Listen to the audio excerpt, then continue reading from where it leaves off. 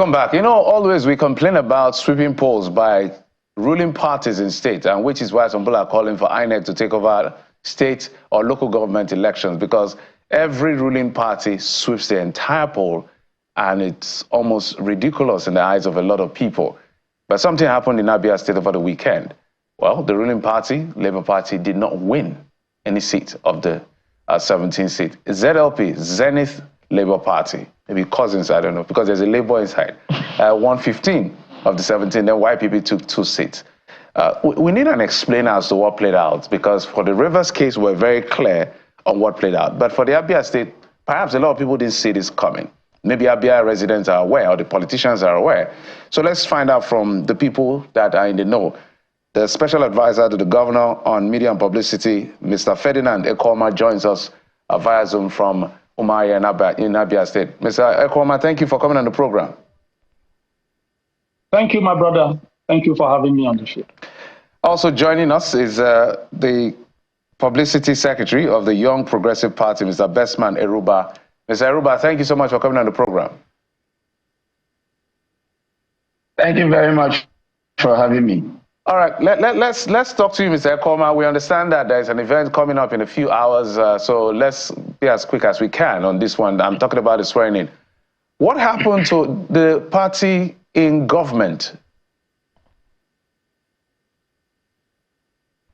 Well, what happened to the party in government is what happens to every political party that fails to put its house in order. We will not run away from the fact that we have a problem in the Labour Party, and those of us who are still members of the party, the government here, did everything humanly possible to ensure that the tragedy that befell the Labour Party in Abia State didn't befall it. Unfortunately, those who obviously do not have anything to lose try to lay a time bomb for us in Abia. Unfortunately, that backfired, and they could see that it was actually the Labour Party that was consumed. One thing that is very clear in politics is that as much as there's no room for independent candidacy in Nigerian politics, you can't take away the fact that most times our people vote on the basis of personality, on the basis of your popularity, on the basis of your name. They go for whom they know. And I think that because of the crisis that engulfed the Labour Party in Abia State, a lot of capable hands who would have run on the platform of the party decided to take, the most proactive decision of running on a different platform or different platforms. And that led to the Labour Party having people who, could be said to be very unpopular, taking part in the local government election. And of course, that led to the defeat. So are you saying, so that we're clear, in Rivers State, we know that the governor used an SPV, the special purpose vehicle of the APP, to hold the structure of the party. Are you saying to us now that Governor Alex Otti moved those that are committed to him and are loyal to him from the Labour Party to the ZLP for this exercise? Most of them who are his loyalists, we were all alarmed because of what was happening in the Labour Party. So, and those were most of these popular candidates who've been with Governor Alex Otti, who are known faces, who are very on ground in their different local governments and wards. We are going to run that election on the platform of the Labour Party.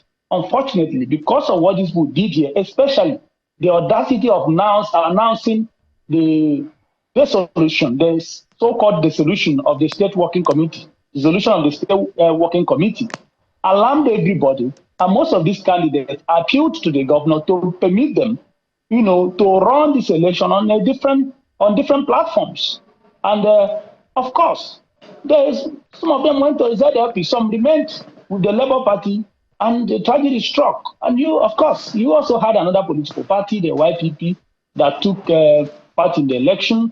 Their governorship candidate, Mr. Eminawafo, who is a young man, very, very popular. You can see that the YPP won 2 local governments and won 2 some councillorship seats.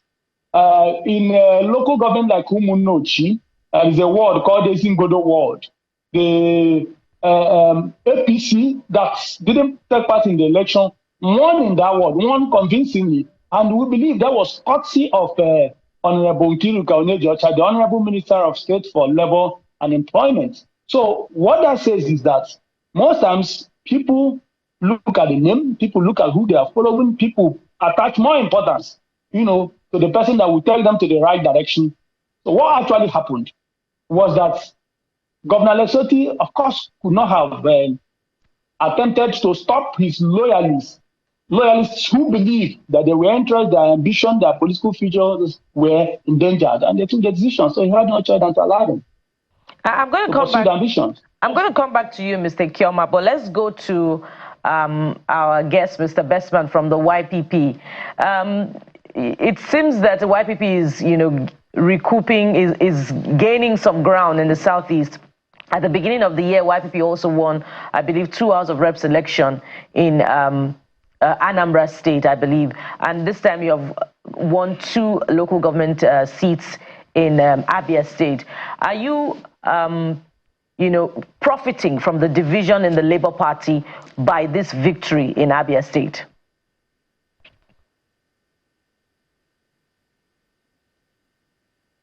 Mr. Bestman, that's for you. We are only benefiting. Yes, I am.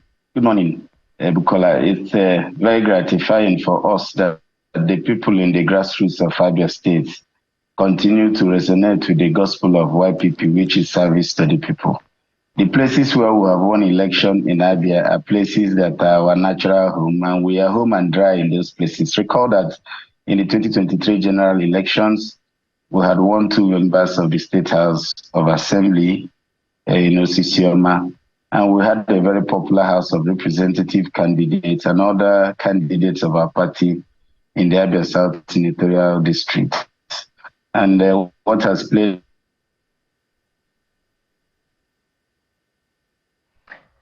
Okay, we'll come back to Mr. Bestman as soon as we have that connection issue sorted out. But let me return to Mr. Kioma. I want you to speak to the challenge within the Labour Party at the national level and also at the state level, with specific reference to the Emmanuel Otti and Ndubweze factions in Abia State.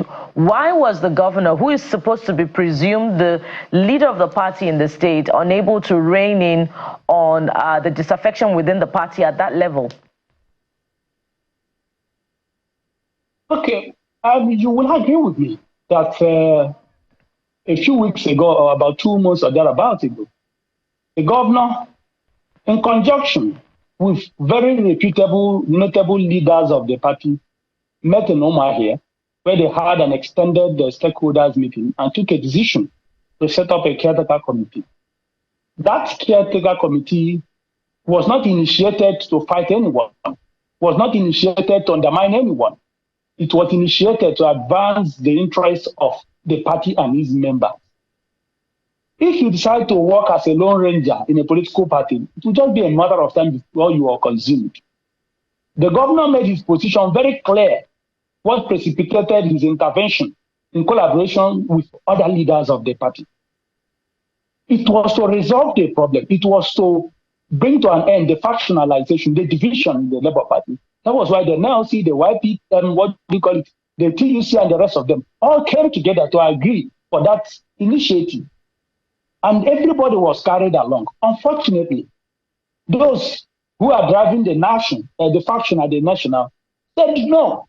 They decided to use litigation to create confusion in the party.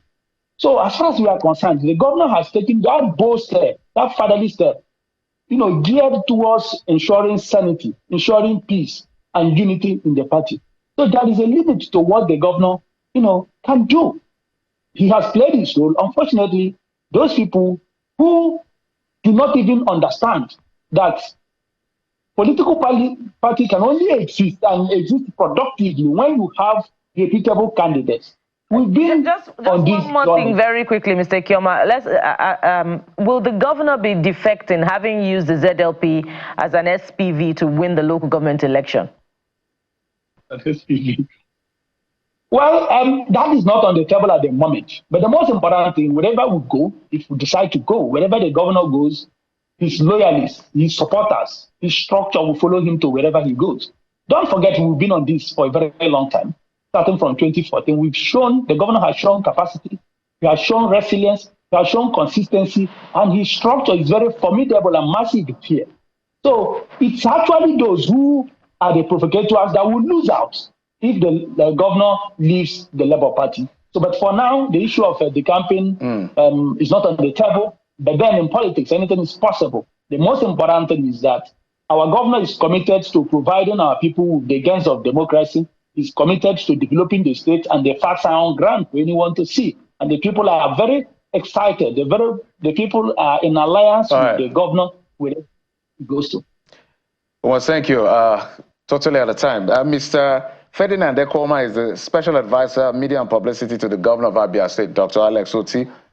We couldn't get the thoughts of Mr. Bestman Eruba, the State Publicity Secretary of the Young Progressive Party due to network. But we must thank you both, gentlemen, for coming on the program, and we appreciate you and wish you the very best of luck. Thank you. Thank you. Oh boy, what a day. Indeed. A productive one at that. Yeah. So it looks like, Bukola, this is the new thing. If my party is messing up, I look for an SPV and get my things sorted out. So SPVs are not only useful as far as the economy is concerned. That means the smaller political parties now have stronger relevance. Just stay there and wait, just in case. We're just saying. Maybe someone's beautiful bride. We've seen it in Rivers, we're not seeing it in Abia State. Thank you so much for your time and company. Remember, Sunrise Daily is coming up at the top of the hour. I'm Jeffrey Uzongo. And don't forget, the week is just starting off. We're following all the stories for you. And the new minister's designate will be sworn in, and Channels Television will be following that for you as well, including all the other big events. So stay with Channels Television and stay with the Morning Brief through the week. I am Bukola Koka.